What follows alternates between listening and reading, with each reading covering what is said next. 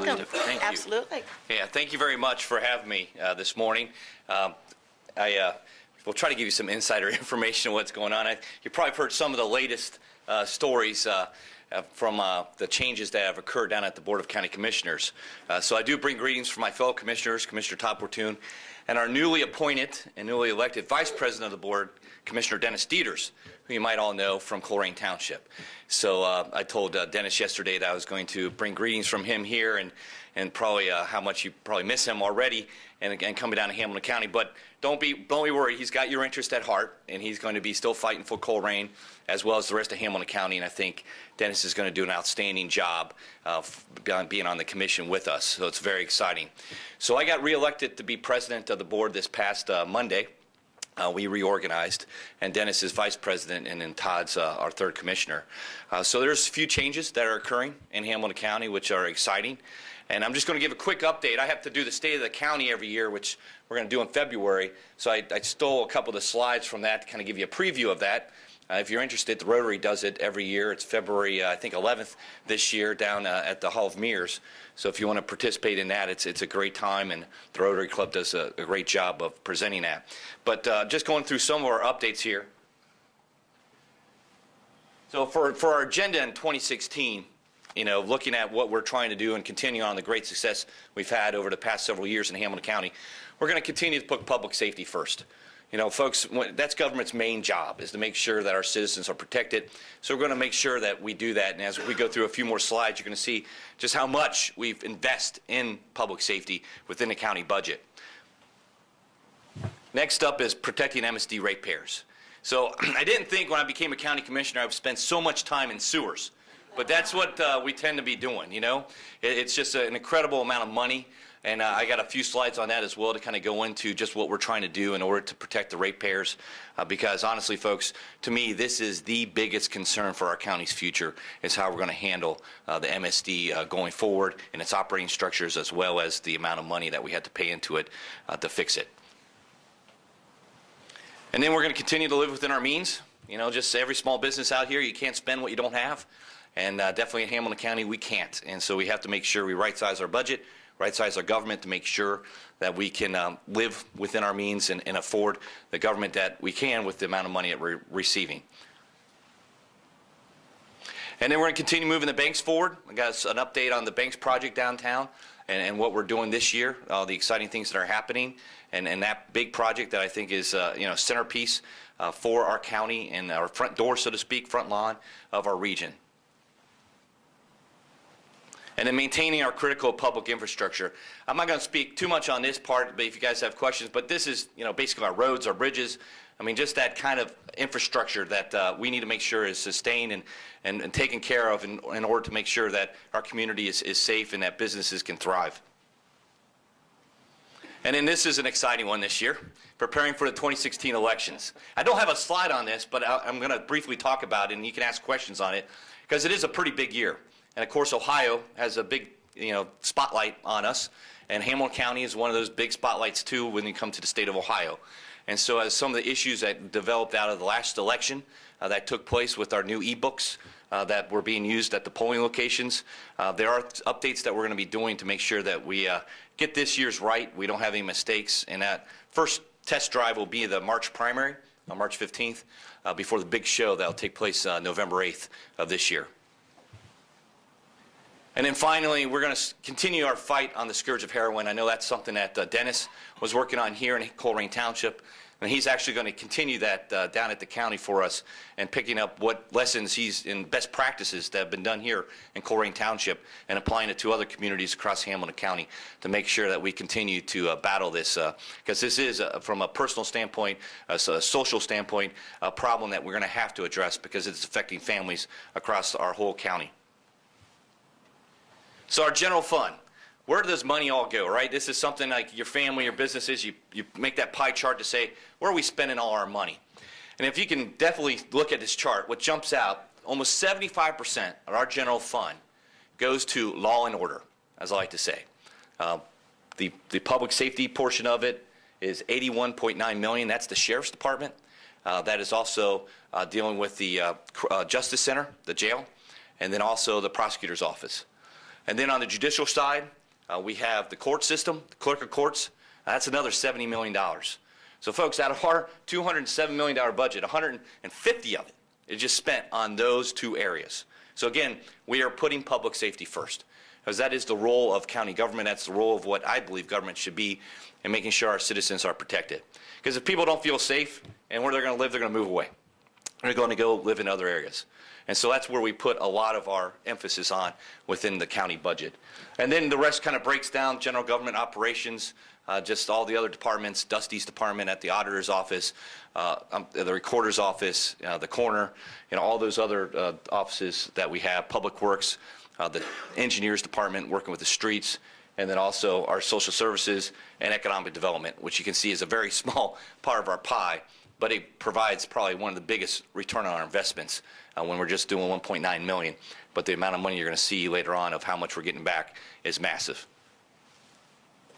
So what's the economy kind of looking like over the last few years and going forward?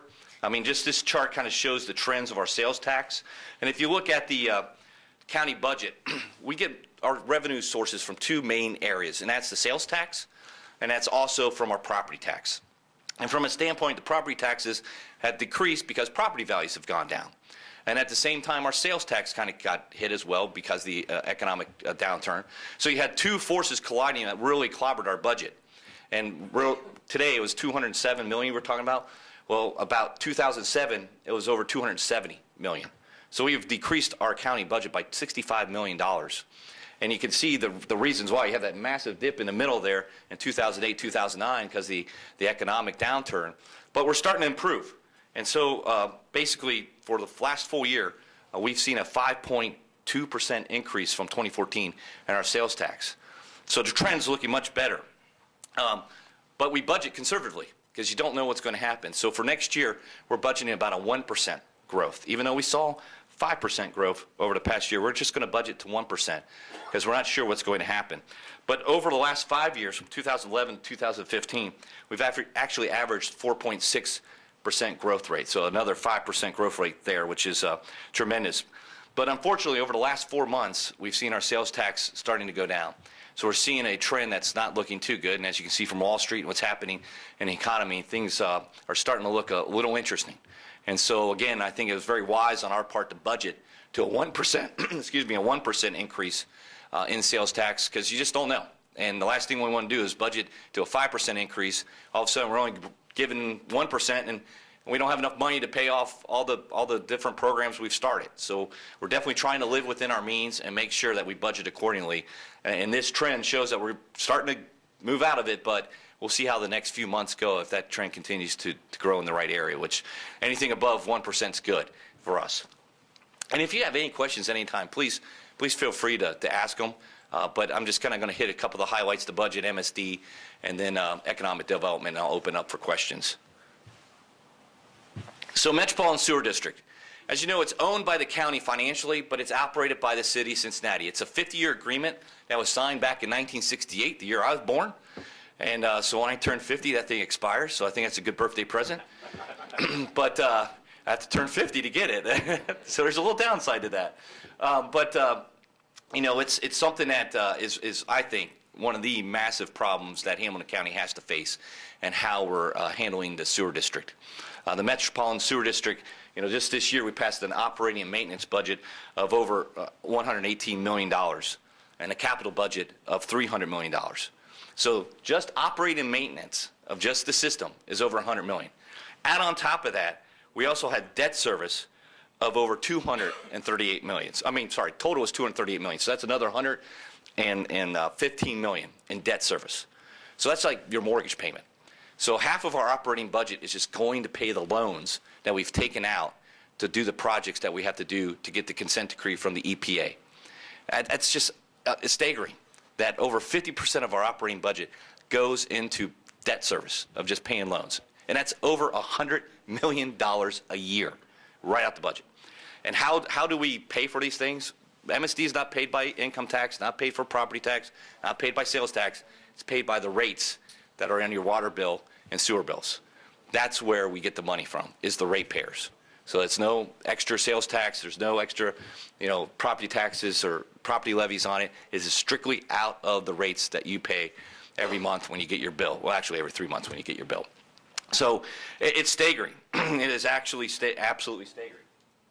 And this is the debt when this is all done for this consent decree. So the federal government sued us, along with the Sierra Club and the Ohio EPA, to say your guys' sewer system has to be updated. You have too much overflows in basements of sewage, too much overflows in people's backyards of sewage.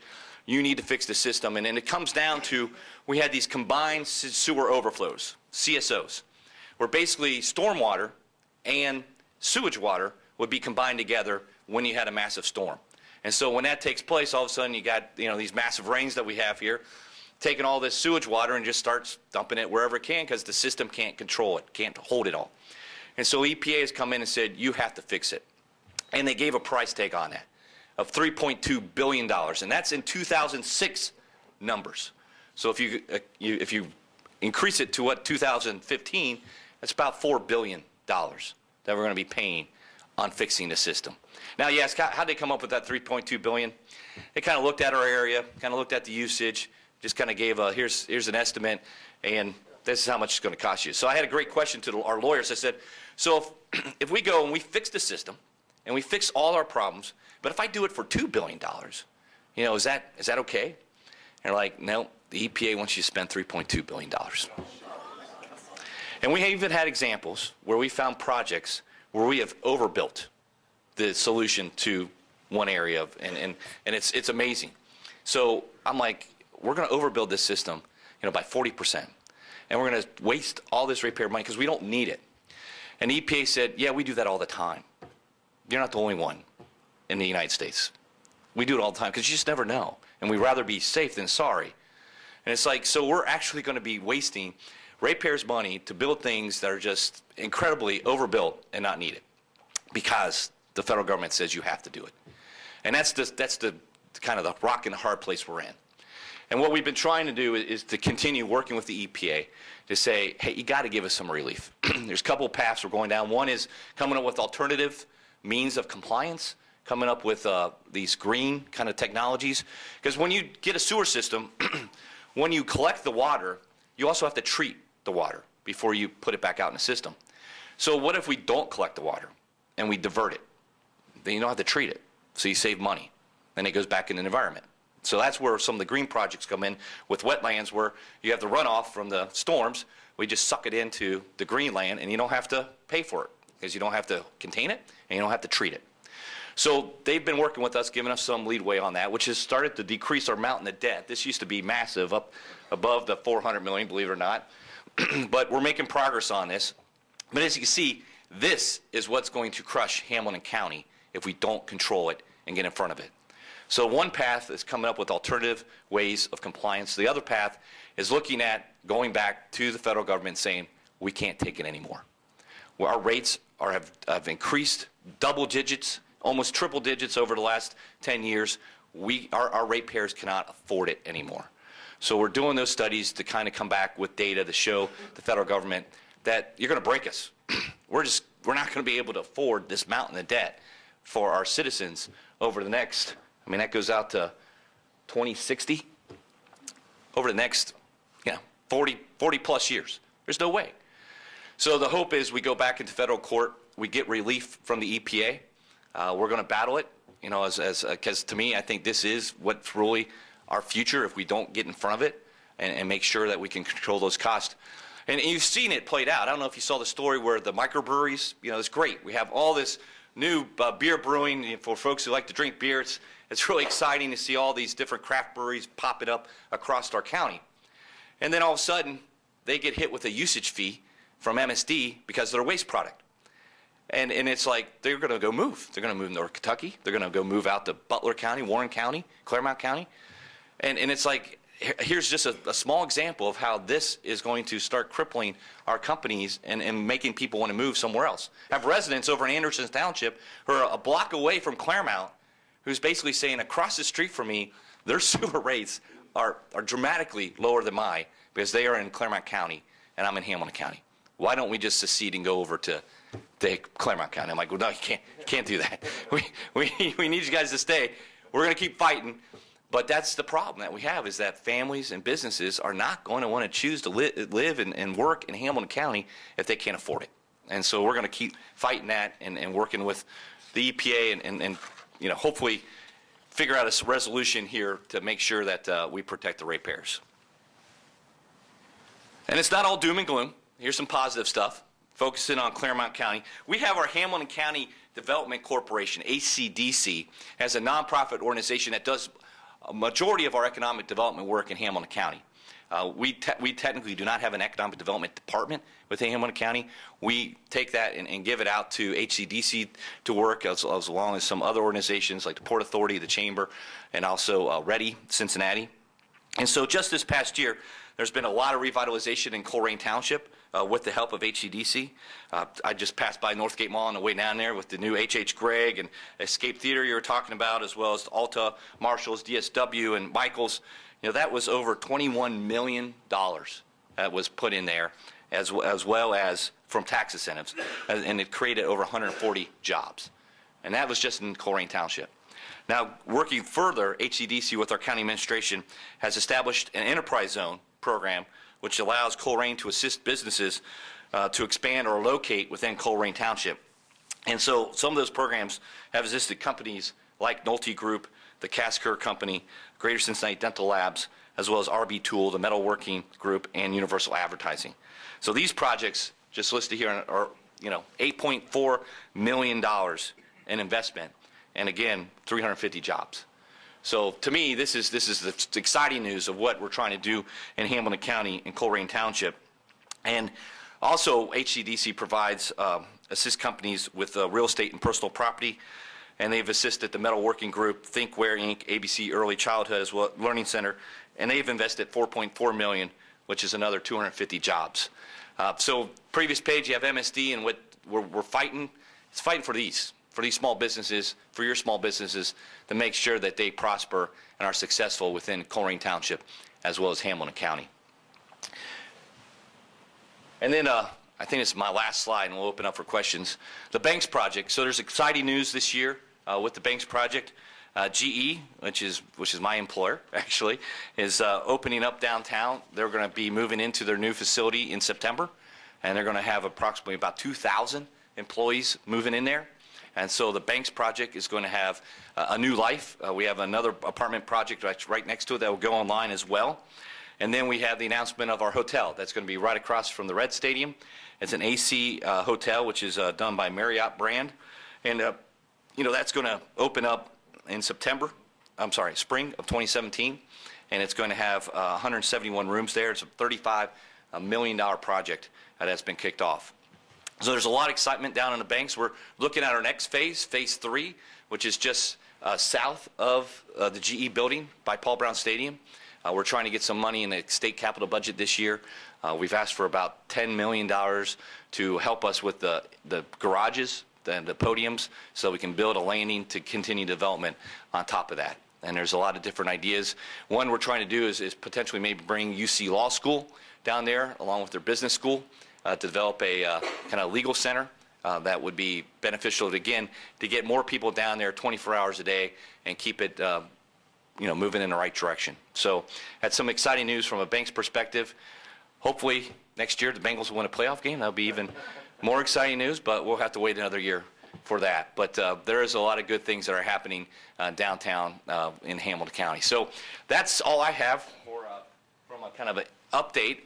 I'll open up for any questions right now that you might have. Yes? Will it make it safer for people going downtown? All the stuff that's down there? Yes. Yeah. So we actually have the Cincinnati Police Department has a substation down on the Banks.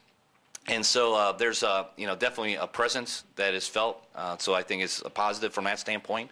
And especially after the game last week, that we definitely, people are going to be protected down there, either through the Cincinnati Police Department or Hamilton County Sheriffs. Yes? Higher are our fees, sewer fees in Hamilton County versus Claremont County, County? Why? And Chris, a minute ago, how did Hamilton County get to such a status? The federal government so far, are wazoo as far as trying to clean up all how did we get to where we're at? What's your opinion of that? Well, there's several, I think, parts of that. One is our history, right? When they were doing development 150 years ago, 200 years ago, the way they laid out the sewers was you combined everything. So sewage ran in with stormwater, and it was just an accepted standard practice that you're going to have these combined sewer overflows throughout your community. If you go out to Warren and Butler County with the new development, you're not allowed to do that anymore. So they've already, in their existing communities, don't have a problem, where Hamilton County's built that problem for over 100, 200 years. So that's number one in that regards.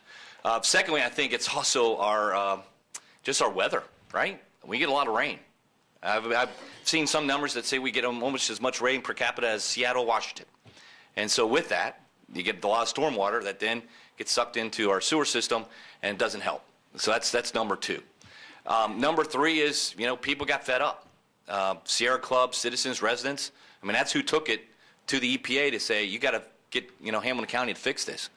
As we weren't moving fast enough on it, and weren't getting, 20, 30 years ago, getting a resolution put in place.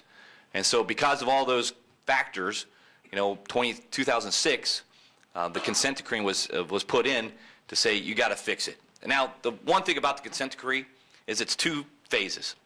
Phase one ends in 2018.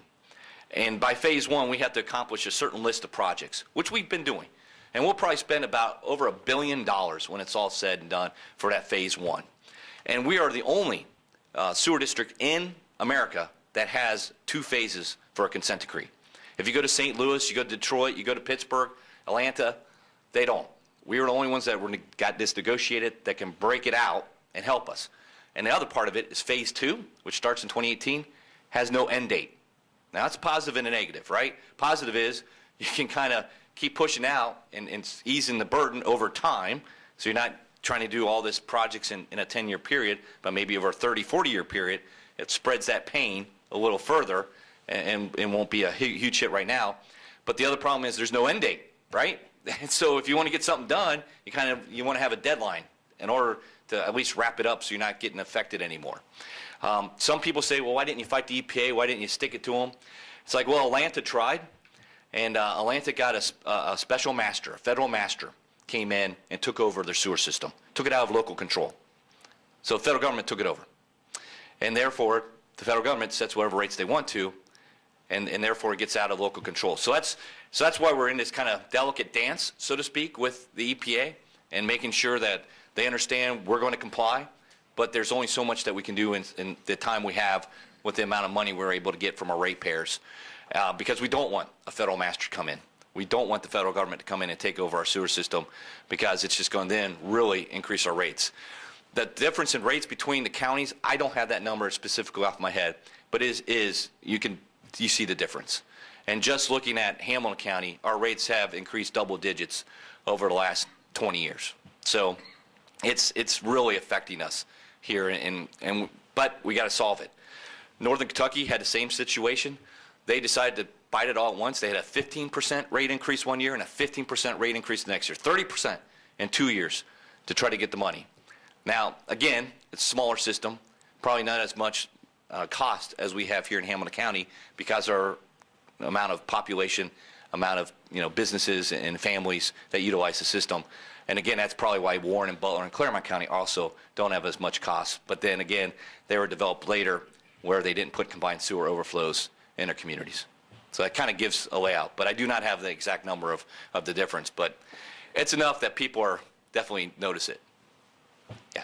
So what is your prediction when you turn 50?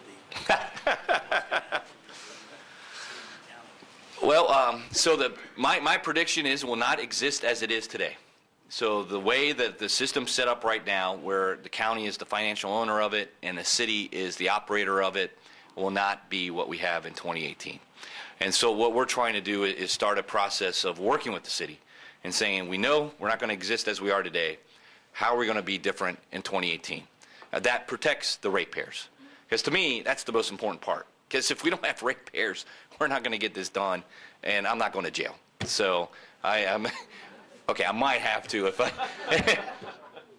which, hopefully Gina will bail me out, but we'll we'll continue to fight, for the ratepayers, but I don't see how the city operating it in a county. And in fact, that is the only sewer system in America as well that has this type of operating agreement. There's no other sewer system across America that has one government body owning it and another government body operating it. So it's dysfunctional and is not the right way to work. So that will be changing. And I think from a standpoint, the county will have full ownership of it, and then we'll have an operating, either a third party come in and operate it for us, or have, a certain set of county government. The big issue is the city employees are, the MSD employees are city employees, and they pay into the city pension plan. And so that's a big concern from the city's perspective, is that is one of their largest, if not the largest department that pays the city pension. And so if they are no longer city employees, then what happens to the pension? And so I think we'll probably have a hybrid system where we'll operate it and manage it from county side, but they will still remain city employees from a standpoint, or they're county employees that pay into the city pension. So there'll be a way to figure it out, but it cannot continue to exist as it does today. We're trying, but I don't see our rates going down for a long time because of that mountain. But is how much percentage-wise will they go up? So we've been trying, like I said, about 5-6 years ago, there were 10, 12% rate increases going on. We've been able to hold them at 8, 6. This year we're looking at 5.5%, but it's still an increase. So even though it's a single-digit increase, it's still an increase. So the hope is to get it flat and basically tell the EPA, we're done. We're not raising rates anymore. We're just going to hold it flat, and that's the amount of money we're going to have to fix the system. Isn't Cincinnati's rates lower than ours? I'm sorry? Isn't Cincinnati's rates lower than our rates out here? I think you're saying from a standpoint of the water rates are, yes, they're different. But the sewer rates should be the same. So, Why is that? because City of Cincinnati owns the water works, and they own it and operate it, and so they can set rates that are that when they give the water out to other suburbs or other parts, they can set a rate that's different than what they give to their own citizens. So they also raise our water rates anyway? The water rates, yeah, that's something the city council, since the city of Cincinnati handles. They're the ones that set those rates, sets those budgets for the waterworks, yes. No, it doesn't. It's kind of taxation without representation. Yes? From a building standpoint, we've been separating combination sanitary storm sewers for a long time. It's been a long process. Recently, we are in a lot of businesses and large parking lots are suffering surcharges for storm sewer now. So we're getting billed for surcharge. The surcharges on everything. It's just a nifty little way for the government to get put their hand out again and get more money. What about these surcharges? I mean, my church, for example, just got hit 2 years ago with surcharge for storm sewer. So the problem with that is trying to find a fair way for folks. So the example, the parking lot. So if you own one of those parking lots downtown, right? You have this massive square footage area. You have no toilet. You have no sink. You have no running water on it, right? But because that surface collects all this storm water and dumps into the sewer, they don't really have a water bill, right? Because they don't have any water on that parking lot. So why is it fair that they're contributing to the problem but not paying anything for it? So that's where the surcharge from the stormwater was thought of as trying to give some way that they have skin in the game. Because if they're not paying a water bill. They don't have a toilet. They don't have any type of water facilities on that parking lot. So that's how kind of the idea came out of trying to figure out. The expense of breaking sanitary and storm out, is that then attributed to maybe separate lines for that water to just put it back into the system, back into the environment? Well, yeah, that's where we're trying to come. Untouched. Right. So that's where we're trying to come up with these alternative ways. Because right now the EPA just says just collect it all, treat it, and put it back in. So that's the skin in the game. Yes. To create actually separate sewer. Well, yes. All the So, way back to the system. true, or divert it back into the environment. Correct. So you don't have to collect it and you don't have to treat it. That's the cheapest way to do it. And are other counties experiencing surcharges? Yes. From a stormwater perspective, yes. But bigger counties have bigger charges because of their population and cost compared to a smaller county. But yes, those stormwater charges are across the board, and that's set by the state of Ohio. one big thing from a county perspective is I don't pass laws. When I was on Cincinnati City Council, I used to pass ordinances and laws. At the county, we are an executive branch of government. All of our legislation is done in Columbus. So anything that the state house and state senate pass as a law, I have to enforce. So I'm kind of a mini arm of state government down here. So those surcharges and those issues are all done up in Columbus. So that's something that you should be aware of and talk to your representatives about, because that's who kind of sets the legislation that we have to enforce. So, and we go up there and we lobby. You know, I go up there and say, you know, change this, change that, because that's, to me, part of my duties as an executive branch of government to push back on the legislature. So the rates in private systems, private sewer systems, do you feel that your other commissioner cohort in the health department, are those rates outstanding for the people that are unable, according to the rules, to tie into the MSP system? So that's something that we're working with the health department on. It is something that we, right, I know. If it ain't broke, don't fix it. That's, So at Hamilton County, on the private sewer system, we're getting smacked. It's unable, you're unable to even deal with the numbers. I mean, it's just ridiculous. and that's another aspect. From a standpoint of how much control we have as the county commissioners, the health board is a separate body. We appoint some members to the health board, but they themselves get their direction and legislation from the state of Ohio as well. And so from a standpoint of, yes, they can go out there and they'll set their fees and rates for the septic systems and private systems. That's, again, something that we try to work with our health commissioner on and the health board to make sure that they understand the effect on our citizens. But it's again, something that from a perspective in Hamilton County, we're fighting all the time. So we understand. Yes, Frank. Well, I think just to add to that, the federal EPA Phase 2 regulations that say that all of our waterways need to be swimmable and fishable, and their quest to do that is your stormwater fee that you pay from the Phase 2 regulations and the septic systems. In Colerain Township, we've had several subdivisions that have had to go on sanitary sewer, and these residents are faced with $20,000, $25,000 bills. Some of them can be paid over 30 years. Unfortunately, it's because 3 people on their street have just totally disregarded the maintenance of their system, which if they wouldn't have done that, it probably would still be healthy to this day. So unfortunately, I think this is an unfunded mandate from the federal EPA. Northern Kentucky's Sanitation District 1 is going through the same thing, and they have the stormwater fee as well in Northern Kentucky. Yep. Because of the federal EPA. And I think, you know, hopefully lobbying the feds maybe.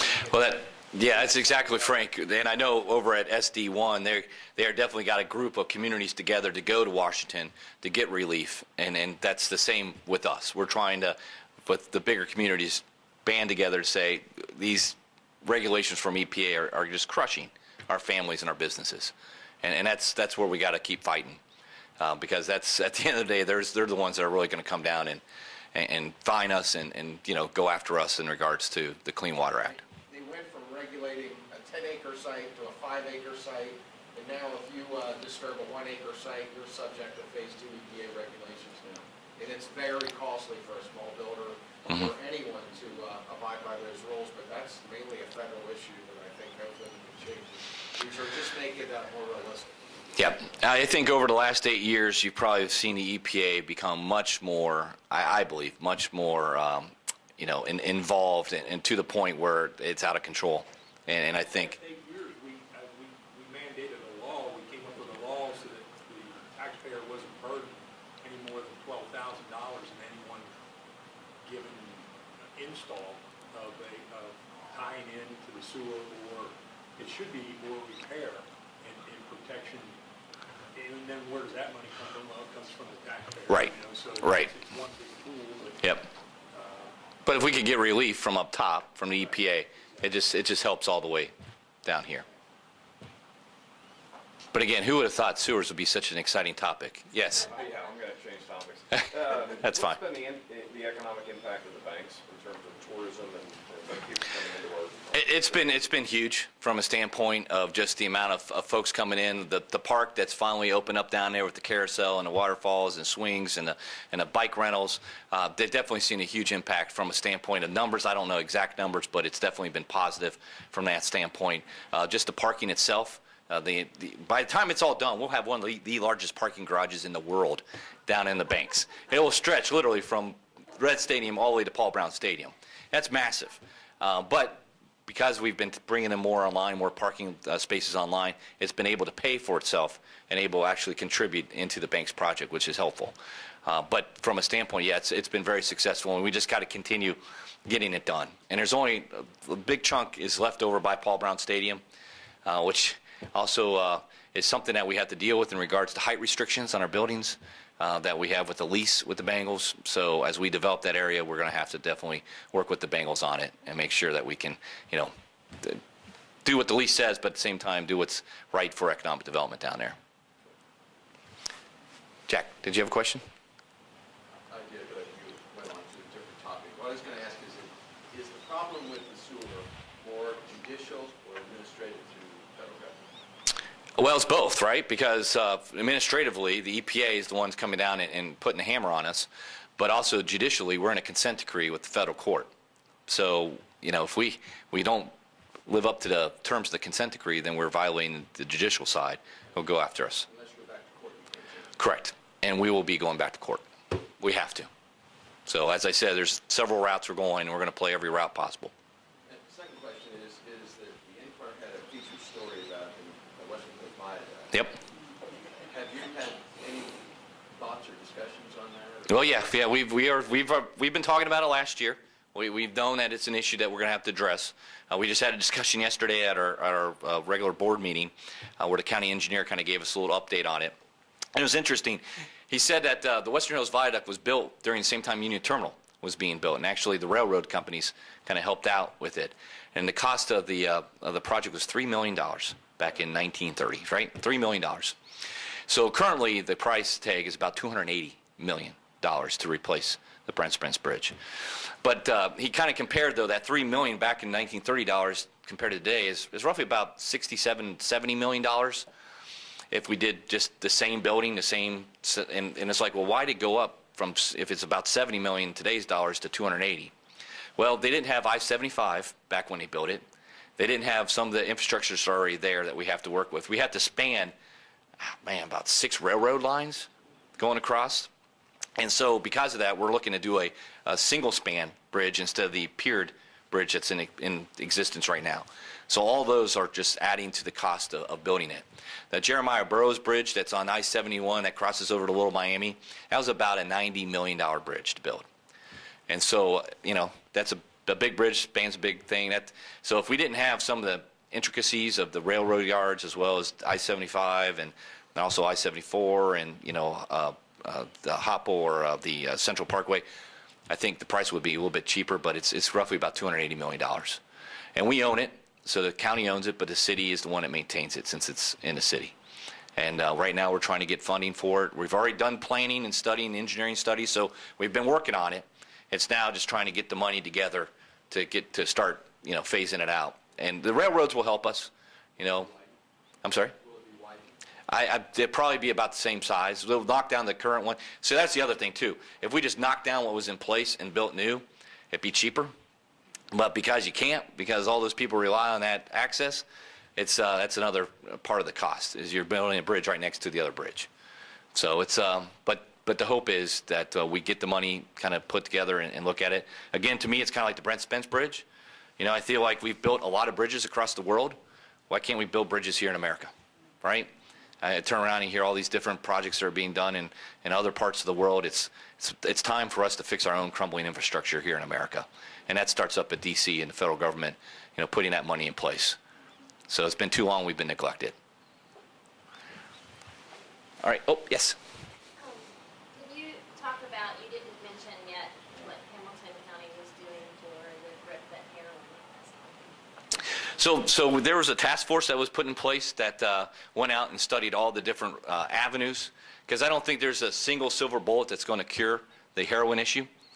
Instead, we're trying to do a multi-pronged approach from education, making sure that people are aware of what's out there from resource standpoint. So we have a website out in place. We also have done the Narcan drug. So we fund it so that every Colerain Township has it. Other municipalities are getting this shot, so that when they see someone who's overdosed on heroin, they can give them a shot to recover them. In fact, after we passed the legislation, within probably 5 hours, Mount Healthy had 2 overdoses that used those Narcan drugs that we had paid for. So to us, we're trying to do different parts of it. I know Dennis Dieters, when he was here in Colerain Township, said that you guys had done a great program in regards to addressing not only the recovery of the individual, but getting them help afterwards and giving them the resources to try to get into recovery. And that's something that he wants to kind of bring to Hamilton County to utilize in other communities, which I think is a great idea. I know from a standpoint of rehabilitation and therapy that we're trying to get funding for the Cat House Center for Addiction and Treatment Center downtown for a state capital budget to get more beds in there in order to give folks who are addicted to heroin to get off it. But it's incredible. Just the information coming out that the drug itself just rewires your brain to a point where that's all you can think about is doing it. I mean, we've had 2 heroin overdoses on the banks in the portalets down there. 2 people found dead with syringes in the children's hospital just a couple weeks ago. You know, a father in the bathroom, you know, with needles. It's just incredible when you look at it. And again, it doesn't matter what socioeconomic background you're from. It can affect anybody, you know, from Indian Hill, you know, to Cleves. It doesn't matter. And we just got to make sure, though, that we have resources in place. And honestly, though, to me, government's going to be able to solve it. It's got to be a personal responsibility issue. All we can do is provide resources for individuals and provide those treatment opportunities to provide, you know, the Narcan. But if the individual themselves are not going to take responsibility, you can bring a horse to water. You can't make them drink. And I don't know what we're going to be able to do that. So, but I'm sure, I believe in our technology and our science. And who knows, potentially maybe there's a drug someday that can reverse that wiring after you get hooked on heroin that they could take and, you know, be able to, you know, regain their lives. Because I think that's probably going to be the way that's going to really solve it. Any other questions? Well, I appreciate your time today. Thank you very much. Hopefully I didn't go too long here, but yeah, I always love coming out to Colerain and giving you guys an update. I'll do it again next year. And if there's any issues whatsoever that you might have, you know, from the sewers to, you know, the heroin scourge to, you know, just county government in general, please reach out to our office.